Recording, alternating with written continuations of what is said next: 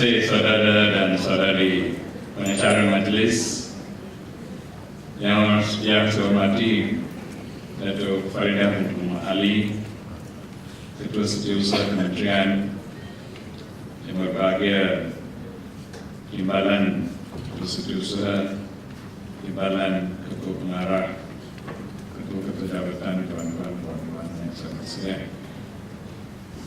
Saya dah membuat keputusan untuk membuat sedikit penukaran pada konsep perjumpaan ini. Tajuk dipindah daripada perhimpunan bulanan kepada perjumpaan bulanan, di mana ada peluang untuk jumpa lebih daripada berhimpun saja. So pada hari ini ada dua aspek, satu GST, nombor dua ialah isu-isu awam, isu yang lebih menyeluruh yang boleh dibangkit. So untuk kedua-dua topik ini, saya bukan begitu fasih dalam GST. Di dalam kementerian ada pegawai-pegawai khusus yang telah memainkan peranan yang tinggi di dalam GST. So saya ingat daripada konsep, mungkin saya akan beri sedikit penjelasan. Lepas itu saya akan beri peluang supaya saudara-saudari boleh menjelaskan, mendapat penjelasan tentang GST daripada pegawai-pegawai kita. Puan Wong is here. Selain daripada itu, di bahagian farmasi ada. So mereka boleh jawab soalan yang kamu ada, soalan yang kamu dengar di rumah kamu, soalan yang kamu dengar semasa balik ke kampung. Semua soalan-soalan ini boleh dijelaskan oleh pegawai-pegawai di sini, supaya kamu boleh beri satu penerangan yang lebih baik, yang diasaskan kepada yang pada saya. Kita kena terima hakikat bahawa pengurusan satu-satu negara ini memerlukan dana. Tak boleh menguruskan negara tanpa duit. Kita memerlukan dana. Dan dana ini kena datang daripada satu-satu sumber. Dia tak terjun daripada awal. So mesti satu-satu sumber, dan ini sumber diberi pelbagai jenis. Pada keseluruhannya dipakai cukai yang pelbagai jenis, yang mungkin datang daripada sumber asli kita, kalau sumber asli macam petrol, daripada ekonomi aktiviti kita macam ladang-ladang, perindustrian, semuanya menyumbang untuk membayar cukai pelbagai jenis kepada dana kerajaan, dan melalui itu kita menguruskan kerajaan. Dan daripada itu ada salah satu daripada ini adalah cukai pendapatan. Mungkin separuh daripada kamu bayar setiap tahun. Dan tetapi kita kena memahami mutu dan taraf perkhidmatan yang boleh diberi oleh kerajaan adalah diasas kepada jumlah dana yang kerajaan. Kalau dana yang lebih besar, mutu perkhidmatan lebih miris.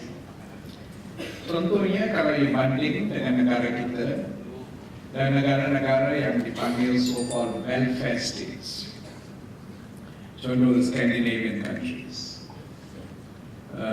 di mana di situ rakyat mereka bayar lebih kurang 35 sampai 45%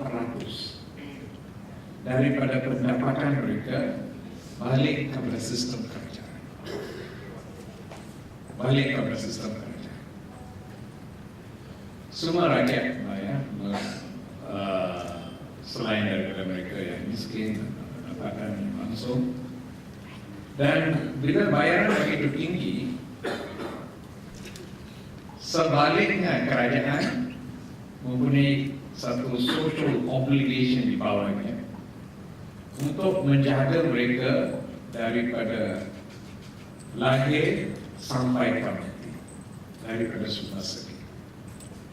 So kesihatan diberi secara percuma, maupun di sektor awam atau di sektor swasta yang dibiayai melalui dana ini.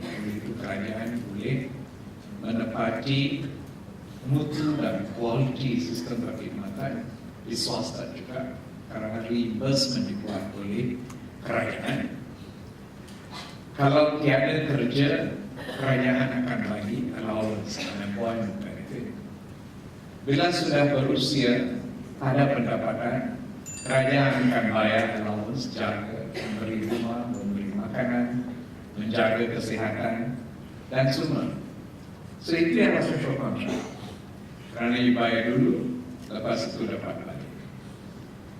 Tetapi di Malaysia masalah ini yang satu konsep yang kita sudah wujud di dalam persepsi rakyat, bahawa rakyat ada hak untuk menerima semua tanpa membayar apa-apa.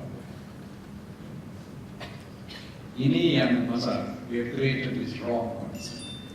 So harapan di dalam kalangan rakyat Malaysia tinggi bahawa mereka kena mendapat segala jenis bantuan. Tetapi bila diminta bayar, then there's always resistance that we don't need. Memang ada pelbagai jenis di dalam bidang politik, orang akan lebih opposition and government, opposition turning, twisted, kalau kerajaan boleh jimat, tidak membazir duit, memang ada duit yang cukup, so ini boleh dibuat, hospital boleh lebih banyak, kaki boleh lebih banyak, doktor boleh lebih banyak, semua mereka boleh cakap. That's all political talk, bukan yang di asas kepada reality. Saya boleh bagi satu contoh. Banyak daripada pihak-pihak berkuasa tempatan, local governments, banyak, a lot of them, for the last 20 years, 20 tahun, they have never raised their cukai pintu. They never raised it. Every time you want to raise it, they will protest. So every time there's a protest, they will stop it. But then, kerana mereka tak pungut duit cukai pintu, mereka tak boleh buat beri perkhidmatan yang baik.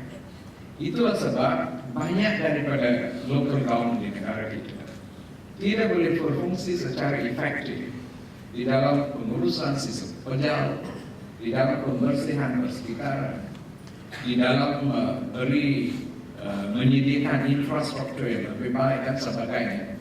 Kerana dana mereka is so limited, khususnya the small local authorities. Tapi harapan rakyat, mengapa sampah tidak dikutip, mengapa longkang masih berkotor, tidak dibersih. Tapi kalau pergi ke puncanya, mereka tak ada dana, kerana kutipan mereka ternak. Ini satu contoh. Macam itu juga di dalam semua aspek kerajaan.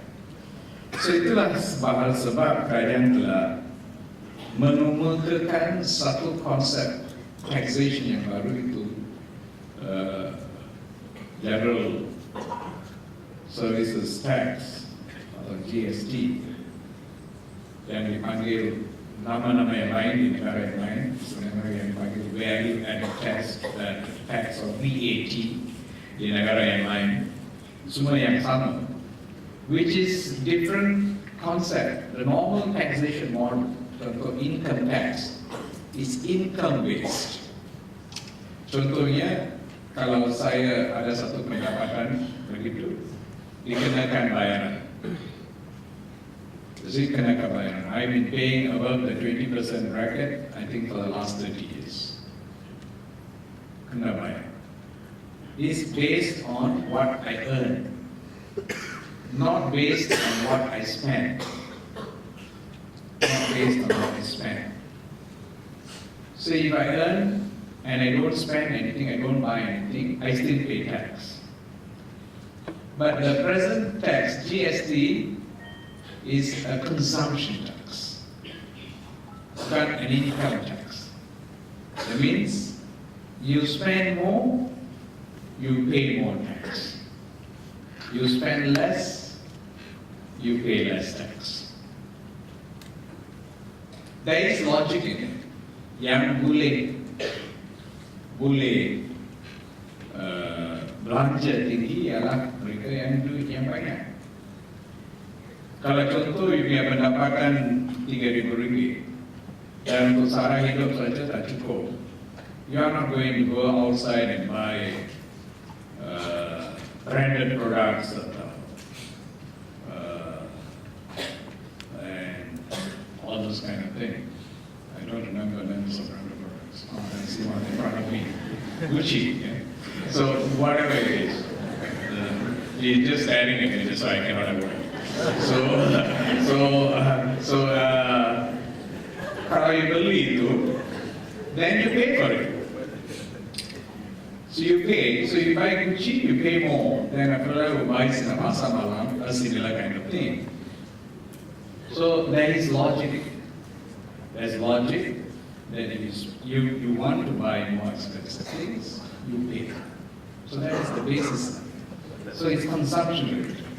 So kalau you want to jimat daripada GST, control your expenditure and be careful how you spend and what you spend. So that's how you can jimat. So if you want to go and spend on lavish things, you pay lah. You don't want to spend, then you don't pay lah.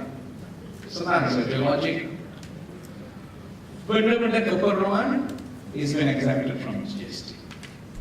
Food, eating, so tiap hari you ada hak untuk makan. Kerana that is GST zero rated. So you can eat. Don't worry, you have to pay GST on what you eat. So that's not, at least raw material. At the end of the day, I think the manufactured cooked product is the thing, but the value is less. So likewise for many other things. And then while doing this, to be fair, government also replaced two other tax systems which we had. So one is the sales tax, the other is the service tax, which totally came up to about 16%, or 16%. So that was replaced by GST of 6%.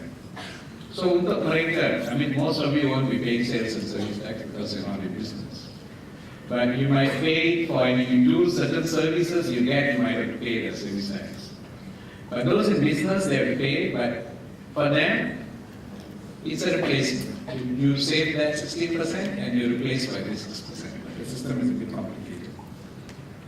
So in essence, that will broaden the number of people who pay taxes. This is one important thing. Because the number who pay income tax in Malaysia is very low. I think 11% or something. How many percent pay income tax? I think it's not right. Check. 1.5 million out of 30 million population. 30 million population is about 5%. 5% of Malaysians are paying income tax. 95% are not paying. Because 95% includes babies and all that. So. But even among the earning group, the percentage who pays tax is very low. Particularly those who are self-employed. Those won't declare what they earn. So the amount to pay is very low. But GST will broaden that. Everybody who consumes have to pay. It means we all are consumers. Okay? Satu bulan you dapat duit, bukan simpan dalam bank saja. Those who are low income, you might finish it in 3 days. Those who are slightly high income, you might take longer time to spend. Those very high income, you might have some savings. So everybody consumes. So it will be broadened to a broader spectrum. So that is the principle of GST. So melalui itu, kerajaan harap mendapat pendapatan yang lebih tinggi. Initially, it might not be very high. You're thinking about, we thought 6 billion ringgit. I don't think. Sekarang everybody, yesterday PM's he has not announced. He said all books may be zero rated. So like that, we are fighting for all medicine to be zero rated. Everybody wants everything to be zero rated. So then the Ministry of Finance is saying, well, everything zero rated, why do you want to have this tax? So that is the issue which is going on. So but that is what the consumers want. So itu yang sedikit keterangan saya tentang GST. Maybe tentang keadaan GST dan perkhidmatan kesihatan. Maybe I'll ask Wong to give a little bit of clarification. Wong, dipersilakan. There's a mic. You can choose any mic as well.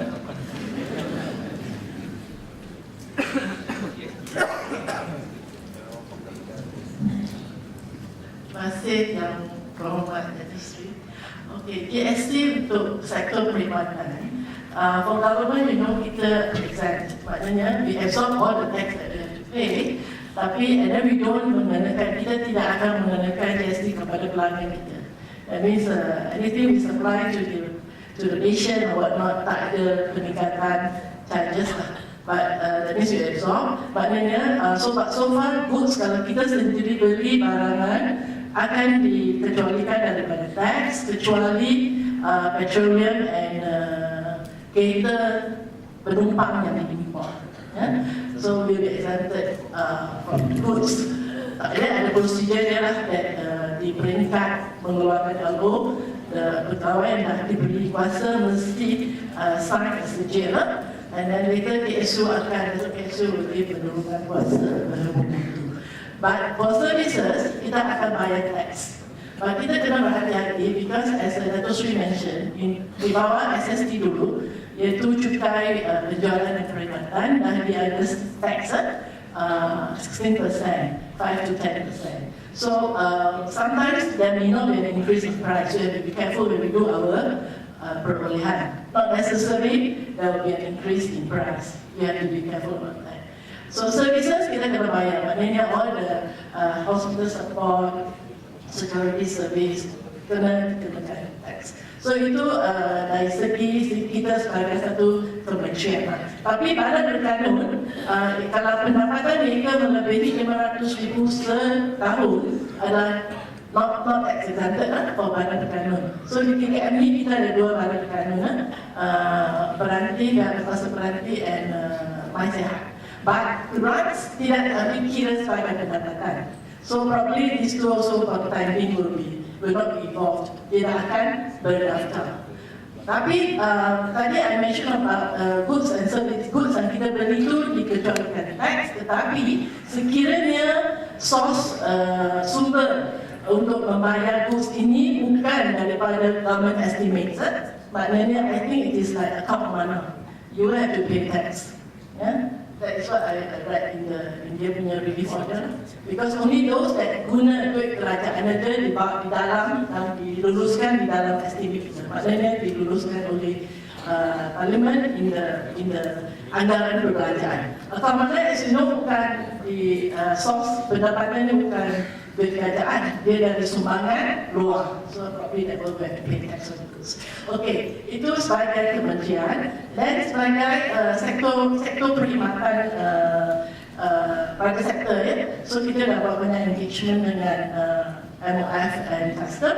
So as we know, I think you have read in the papers, ubat-ubat penting ya yang dibekalkan di luar oleh hospital swasta, di klinik and all that, pharmacies adalah dikecualikan, zero rated dan dikecualikan, dikenakan tax kadasifar, only the national drugs list. I think pharmacy will be able to do that, to explain more. Tapi dia sekarang ada 320 chemical entity ya, which involve I think 30,000, more than 30,000 of drugs. But those is only the essential drugs. And the others will be exposed to tax. Tapi sekarang in the private sector hospital ada juga yang dia also akan ada kenakan tax on like services, outsourcing and all that. And the issue that we are trying to discuss with Treasury adalah outsource healthcare professional punya services. Maknanya fee yang di-charge oleh perunding pakar, perunding atau pakar perubatan will be subject to tax. Because Treasury nampak dia sebagai satu outsourced services. Even though kita dah menjelaskan bahawa pihak hospital swasta hanya kutip duit bagi pihak pakar itu. It's not part of the hospital services, they're just collecting on behalf of the pakar. So itu ada mungkin ada satu masalah di mana hospital mungkin akan menggunakan tax of bill, satu hospital charger, satu perunding punya. So that is the issue that they read about in the hospital newspaper. And then dari segi medical device, belum ada keputusan lagi. Sungguh pun sudah ada satu relief order di mana peralatan perubatan yang digunakan di hospital swasta akan diberikan tax relief. Tapi the list of the medical device belum lagi dinyatakan. Pihak peranti dah kemukakan 27,000 alat peranti. But Treasury wants to narrow that down to some very necessary and primary equipment only. So that one keputusan belum dibuat lagi, masih dimutamakan. Apabila dimutamakan lagi, kalau dalam relief order, the DG will be the one who keluar decision on that. So those we setakat ini saya penjelasan. Okay, ada persoalan? Dikecualikan meaning it is like Soalan apa yang asking? Perkhidmatan kesehatan dikecualikan. Okay. Ubat is zero rated. Both means totally different things. So ini benda kena dijelaskan. all services, kalau services, then we will be, if the services are all taxed. So kalau dia tak tax, then dikecualikan. But goods, I don't know whether that makes sense or not. Goods are all standard rated. So kalau you nak no effect, then it will be zero rated. Because goods by itself are standard rated. Standard rated maksudnya dikenakan tax 6%. So kalau kita tak nak itu, maknanya we will ask for a zero rated. That means dia masih by right ada GST tapi at a zero rate. But services are either tax or exempted.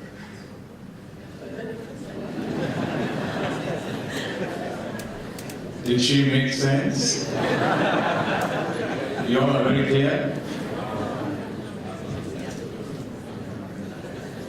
Okay, this, for example, bila kita pergi ke private hospital, perkhidmatan kesehatan dari swasta atau awam is dikecualikan GST. That's the principle. So you go to private hospital, there are a lot of things which are used. At the end of the day, you pay the bill. But your bill component, there will be equipment used in treating you, there will be medication used in treating you, there will be some services used in treating you, so there will be some laundry used in treating you, some food used in treating you, and at the end of the day you get a bill, right? Your get bill means in the kecualikan, the hospital is not supposed to transfer that 6% to you. To you. That means in your bill, they won't put GST 6%, they won't put. But the money is still there, they have to pay. The question is, how will they pay? This is the question. This is the whole problem with this kecualikan. So this is the argument when we say health service in the private sector will not increase in cost because of kecualikan. It is wrong. It's wrong. Because that money, yes, they won't put in your bill as GST, but they might put in your bill and something else. Because they got two choices. One, they absorb the 6% within themselves. That means they cut down their profit, but or they pass it to you in some other percent. So this is the, whereas it's zero rated, like Uber, like we in Kementerian Kesehatan, the entire system along the chain there is no GST. So the Uber, when we put zero rated in the production line, they along the chain also there is no GST. So this kecualikan thing has caused a lot of misconception. So that is why this war is going between the private sector and the GST, how to clarify it. But overall, health costs in the private sector will definitely go up. But by how much, we don't know. Originally, Ministry of Finance will be about 3%. Now how much is it? One by something to say. So, but outsiders are computing it might be 5%. So we won't know to what degree there will be, but I would say it will be something from 2 to 4% increase in healthcare costs in the private sector. So this one, and this is an issue, we had some issues along this line. So that is one. And this goes for all of us. A few perkhidmatan yang dikecualikan. One is perkhidmatan kesehatan, perkhidmatan pendidikan, perkhidmatan pengangkutan. All these are also called kecualikan. So the only thing kecualikan, you don't pass on the GST 6% to the consumer. And there is also another thing, well, you correct me if I'm wrong. When you pass on to the consumer, if they pass on the consumer, then the consumer pays for it. Consumer pays for the 6%. Along the chain, all the 6% actually starts from the factory, passed on. But it doesn't add on. It means I think there are 10 levels. It doesn't 6% comes to 60% current. After one level to another level, you collect back the 6%. This will collect back. So the end fellow starts to pay. The consumer pays the final 6%. So the whole chain is free of it. Whereas in the kecualikan, the final consumer doesn't pay. The final consumer doesn't pay, at least in the form of tax. But how they will do it, so this is the difference between that. And the health sector, the private sector mungkin ada kenaikan. Dan untuk sektor awam, the implikasi itu, we will get more patients. So kalau we will get more patients. Yeah. Because when they go that side, there's going to be an increase. Invariably, they'll come here, where it still continues to be free. Continues to be free, because we are not going to increase our charge. So we will have more patients. This is the good part of GST. You see, the good part of GST is we will let out with more work. So that is the thing. Okay, anything else on GST? Done. So now we go to free for all. Anything else? Okay, thank you all. You did quite well. Right, okay. You are okay? Right. Anything else? Majlis menjemput separuh pertanyaan untuk diajukan kepada Yang Berhormat Menteri Kesihatan.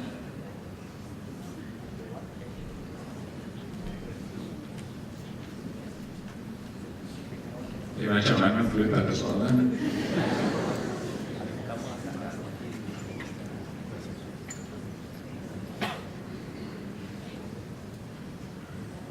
Ada.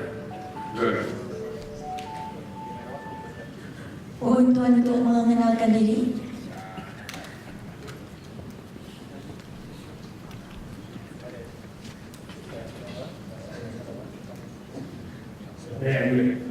Assalamualaikum, selamat pagi semua. Yang berbahagia dan speak, saya ingin bertanya satu soalan. Saya Dr. Nizam bin Ishaq dari Cawangan Medical Legal, Ketua Penerangan UD 52. Berkenaan dengan isu dispensary separation, banyak pertanyaan melalui saya kerana saya melalui menjaga argumen. Salah satu yang dibangkitkan ialah adakah Kementerian Kesihatan dalam laluan untuk menswastakan perkhidmatan farmasi? Ini antara soalan yang banyak ditanya oleh doktor dan Kementerian Kesihatan sendiri. Sebelum saya tanya, minta bagian farmasi. Siapa bagian farmasi?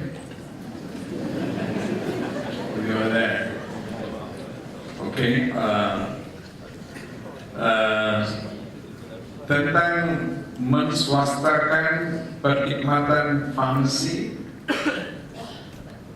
iaitu kalau maksudnya ialah satu transfer pindaan daripada sistem yang tersedia ada kepada satu sistem yang lain, di mana mereka yang datang ke sistem perkhidmatan kesihatan awam kena mendapat ubat daripada satu sistem swasta. Kalau itu yang dimaksudkan oleh soalan, jawapan tidak.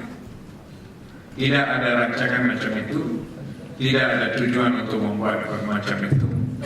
Sistem yang masih ada pada masa sekarang kekal.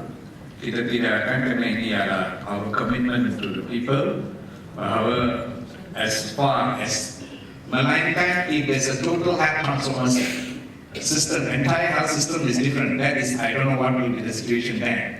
Tapi buat masa sekarang di dalam sistem yang tersedia ada, tiada ada ubahan di dalam perkara itu. Okay, itu untuk sebahagian daripada soalan kamu. Soalan nombor 2 ialah tentang the separation of dispensing rights. This is a war going on between the pharmacists and the doctors. Okay, right. Kerana amalan di negara-negara berbeza. Contohnya, di negara-negara di mana there is a national health system of reimbursement, di mana kerajaan reimburse balik bayaran untuk ubat. Contoh di dalam United Kingdom. If you go to United Kingdom, kalau mendapat rawatan daripada seorang general practitioner di situ, general practitioner tidak akan lagi ubat.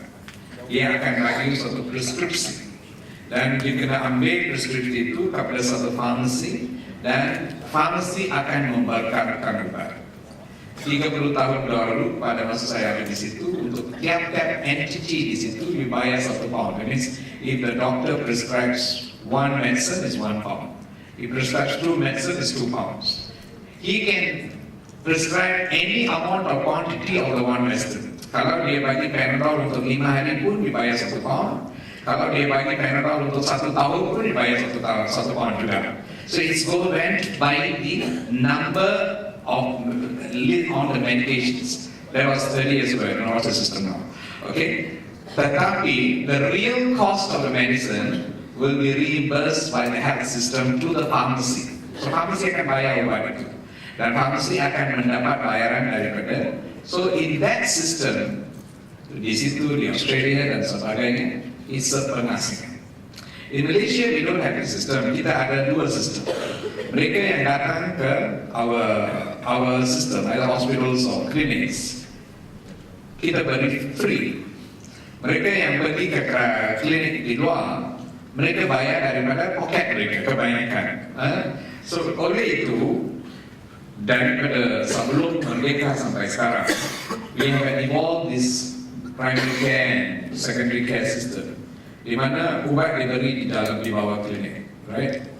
And the reason for that was it was convenient. It was convenient. Patient tak perlu pergi ke lain tempat. Di situ dia dibagi ubat, dan overall the system evolved. Doctors bila mereka buat charging itu, they didn't itemize their charging. We go to a GP clinic, dia tak beritahu this my consultation fee, this my this fee, this my fee.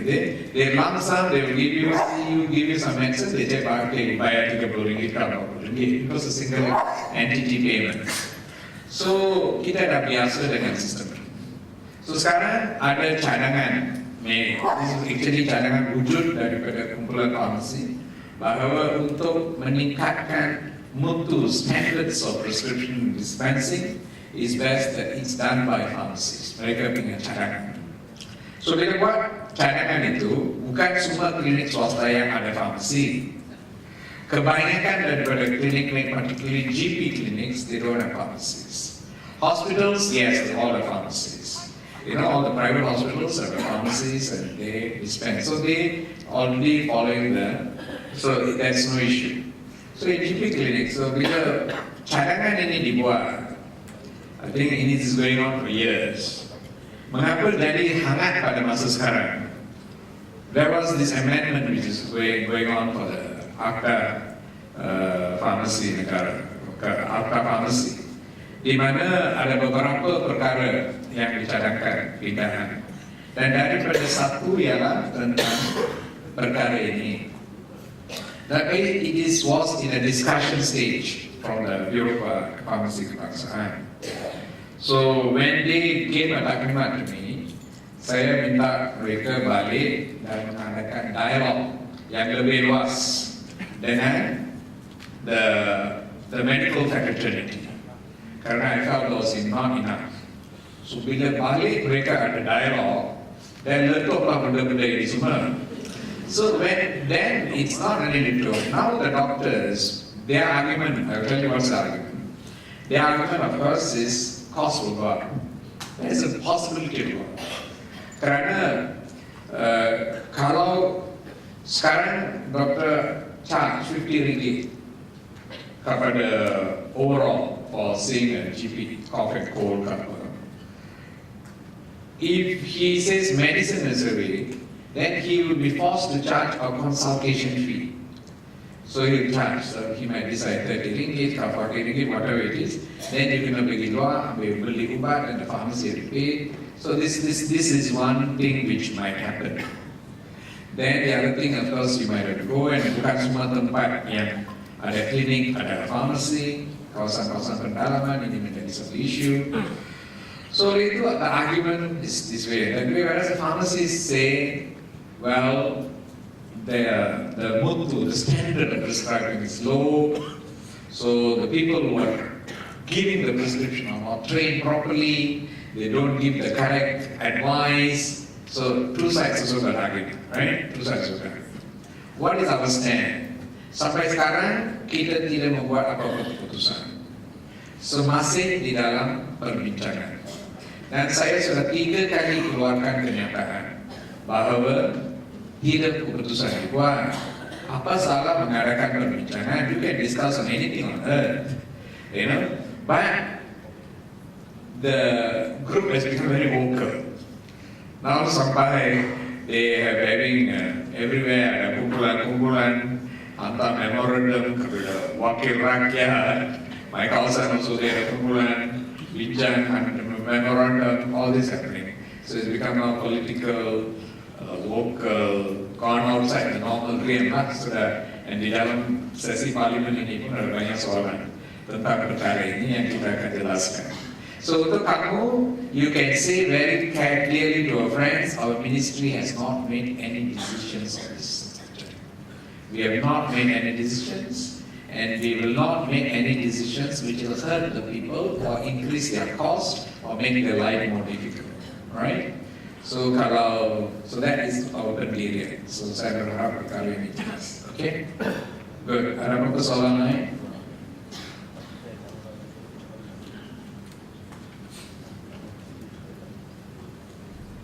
Semua takut.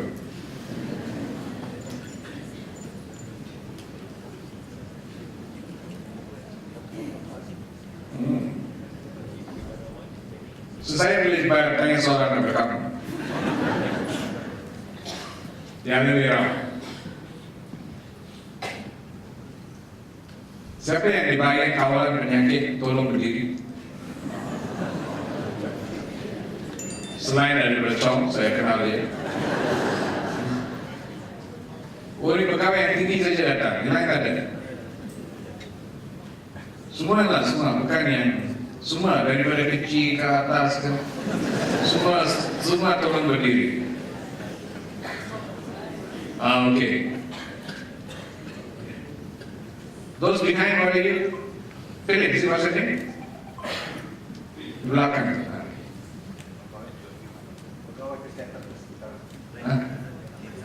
Pegawai kesehatan. Kami tell me mengapa langkah-langkah kita untuk mencegah dengki kita percaya. Tell me, come to the mic and tell me mengapa langkah-langkah yang diarahkan oleh kerajaan untuk mencegah dengki tidak percaya. If you don't ask questions, I'll ask questions. So you can decide what you want. Okay.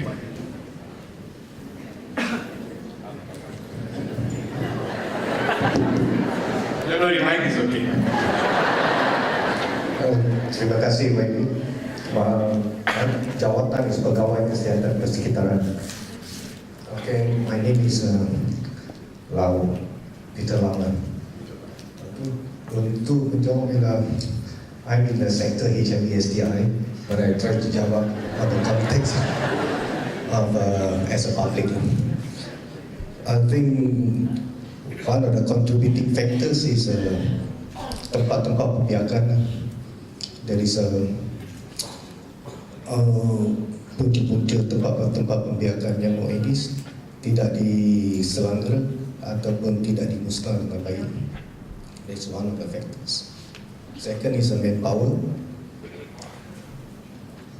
competency of the manpower, and the thirdly is the population by itself.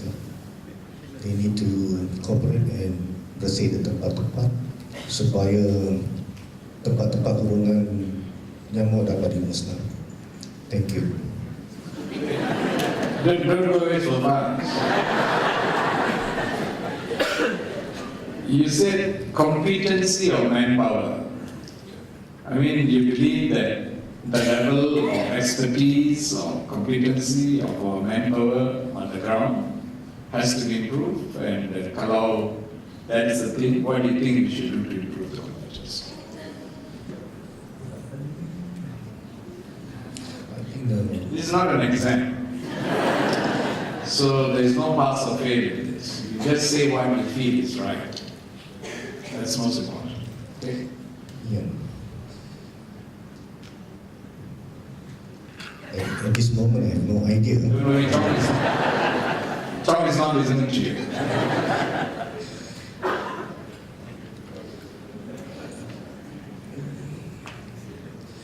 I think competency involve a mixture of staff. Clinical, they have a good staff. Environmental also they have, and these two types of staff need to work hand in hand together to membentaras tempat pembiakan nyamuk lah, and overall to stop the breeding of the mosquito Aedes and the penyakit by itself. Okay, I want to show you further. Thank you very much. Give him a clap.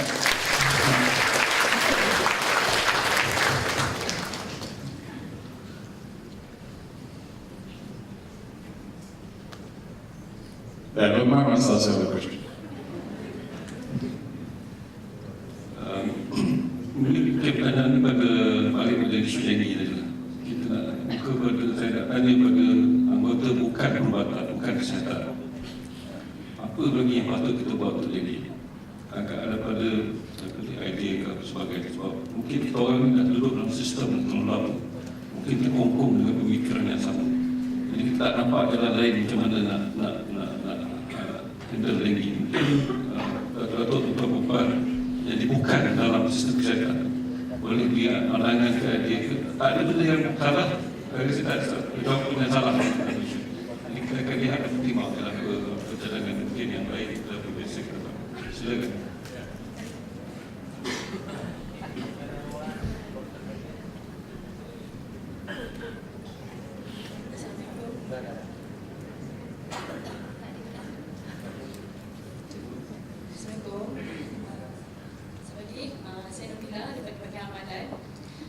Bagi pendapat saya lah, sebagai penduduk ataupun rakyat Malaysia, dekat kawasan, contohnya kawasan rumah saya, masih terdapat lagi yang apa, sampah haram lah. Maknanya orang buang lagi rata-rata macam kumpulkan sampah-sampah yang tak ada pun sampah yang besar macam tu lah. Kita punya masih ada lagi sifat begitulah. Lepas tu ada Majlis Pembadanan. Macam tak ambil, tak collect kat tempat tu, dia akan collect ke rumah saja atau ada tu sampah. So yang macam sampah yang haram kat tepi-tepi jalan tu dia tak collect. So banyak lagi lah, benda-benda tu memang banyak berlaku di kawasan perumahan. Dekat Taman Desa Baiduri, Semenyih. Kat situ pun memang kawasan minggu lepas tu kita ada lagi fogging, memang ada lagi lah kat situ.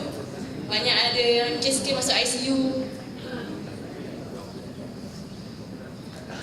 Satu lagi longkang-longkang pun banyak tak bersihkan. Bersihkan lah, itu pendapat saya. Terima kasih. Yeah. This is a Dharma we went to during once. Dharma went to one Saman in Kajang.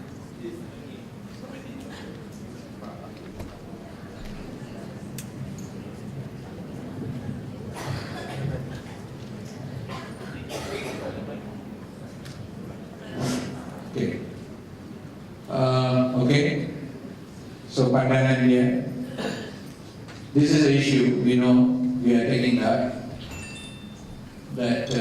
pengurusan sisa sekejap oleh pihak berkuasa tempatan memang kelemahan, dan itu sebab saya telah cross the political lines dan mengadakan perbincangan dengan Menteri Besar Selangor untuk minta kerjasama daripada pihak kerajaan negeri Selangor supaya mereka meningkatkan tahap pengurusan sistem, which is a big issue in Selangor. Saya tak tahu selepas perjumpaan itu ada perubahan, pada pengarah negeri Selangor is having continuous discussion. Dan pada satu ketika we actually got extra funds daripada federal government during the Ops Mega untuk bantu di dalam pengurusan sistem pekerja. That was only for that period, not on a long-term basis. So, this is an issue. So, I know this is one. And also, tahu di kawasan-kawasan di mana jumlah penduduk pendatang tanpa izin atau pendatang asing tinggi, we also find that budaya untuk pastikan kebersihan kebersihan is low. We saw that in Desa Mentari when we went there. So this is an issue also. Walaupun that is there, we are trying to do our level best to make sure all these things are okay. So Sawadai penutup, I will ask just Tom to say what are the newer and smarter and more brilliant things which we are doing to control dengue. So that might give you a bit more hope and send a message that we are doing something which is out of the norm. But it goes back to every individual.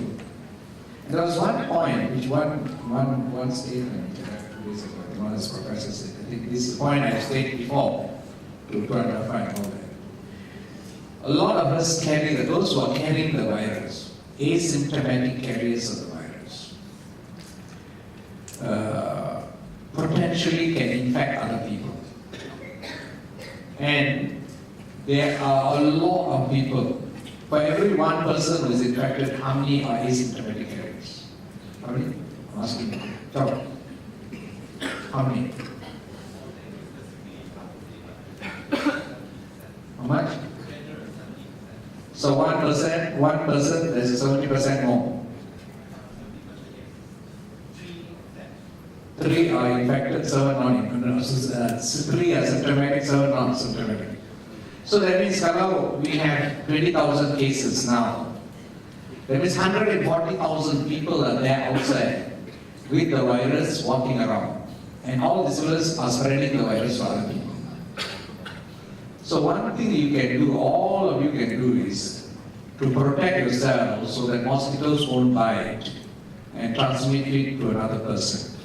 How do you protect yourselves? One, during the period of heightened activity, that is from 6 p.m. to 8 p.m., 6 a.m. to 8 a.m., you have to protect yourself against mosquito bites. Not only for yourself protection, in case you are an asymptomatic carrier of the dengue virus, you are actually reducing the spread to other people. So this is important. And then you can use other things like mosquito repellents, sprays, creams, whatever it is, to prevent mosquito bites. I think if you can reduce that cohort to a smaller number, then the risk of spreading becomes lesser. Because that cohort is still very large. So I think this is a message I asked Bahagian Pendidikan Kesehatan to repeatedly say that self-protection is very, very important, apart from the other things we are doing to make sure that the thing doesn't spread. So this is one message which is important. So all of you do that. And Chuck, now it's all yours. That's something to value.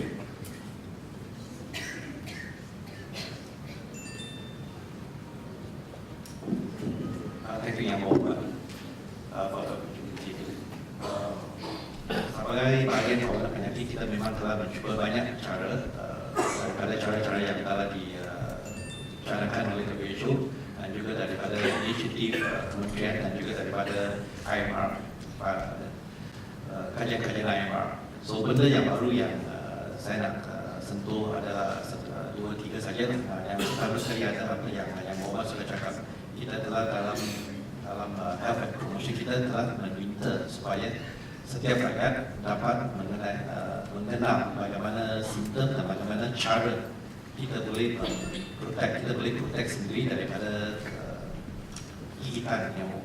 So itu yang satu cara baru lah, kaedah baru yang kita cuba, strategi baru yang kita cuba untuk mengurangkan kes-kes dengue di satu kawasan.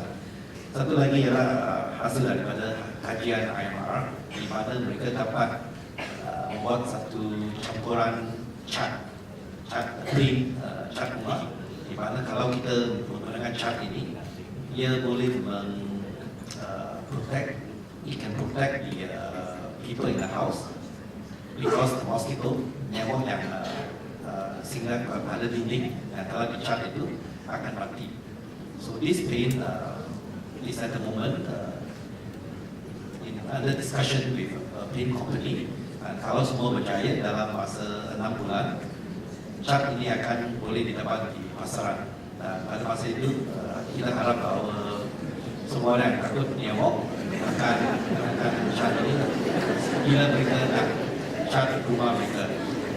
So this paint is internal and it's one of the strategies that we're going to use. A very exciting idea.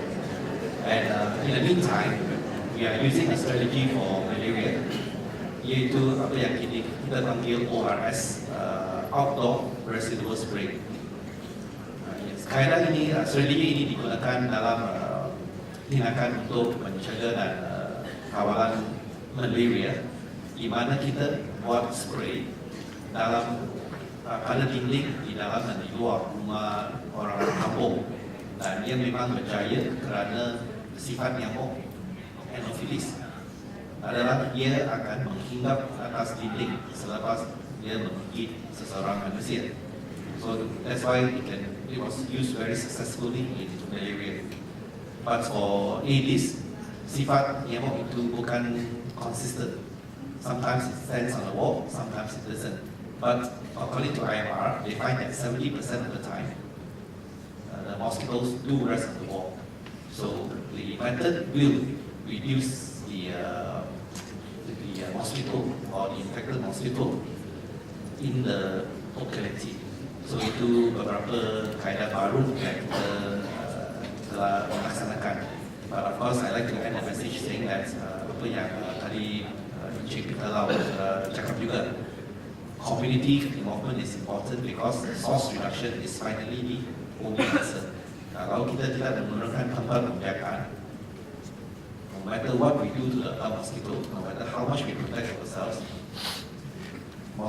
dengue memang akan berterusan because the breeding of the mosquito is always there. Thank you very much.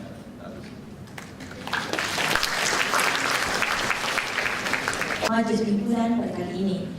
Makluman para hadirin, dimakamkan pada KKM ke Majlis Pimpinan pada kali ini adalah seramai 548 orang. Setinggi penghargaan di atas kehadiran semua. Sehingga jumpa lagi pada pimpinan yang akan datang. Salam hormat dan terima kasih.